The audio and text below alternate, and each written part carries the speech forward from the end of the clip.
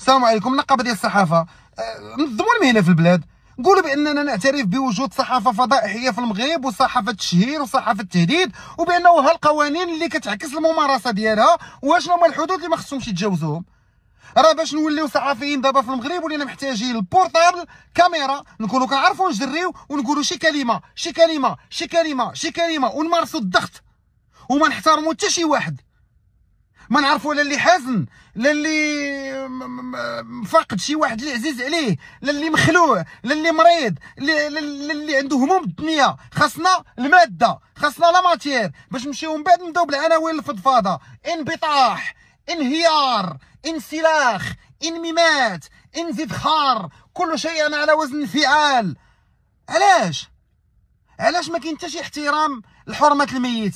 علاش ولينا نتبعوا حنا الموتى الله يرحمهم حتى للقبوره ديالهم؟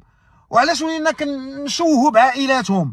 علاش حنا كنتنجموا على حساب ناس عايشين مآسي ديك الساعه؟ لا قالك الصحفي القناه ديالنا حبس الخدمه ديالو بعد انهيار الاخت، راه هو اللي جاب لها انهيار تابعه نهار وما طال، ما خلات تبكي في خاطرها، ما خلات تحزن في خاطرها، ما حتى شي حاجه.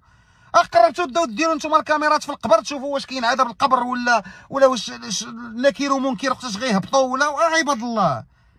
سي افخو، سي موش اصاحبي، سي خايب، هادشي خايب حتى المعاوده. شنو هو النوع ديال الصحافه اللي كتمارسوا؟ واش هذيك فعلا صحافه؟ واش ما عندنا حتى شي واحد دابا جالس في شي بيرو ولا جالس مور شي ايكرون كيقول راه هادشي خاصو يتبدل؟ العياقه هادي ويديروا شي لجنه درسوا هادشي.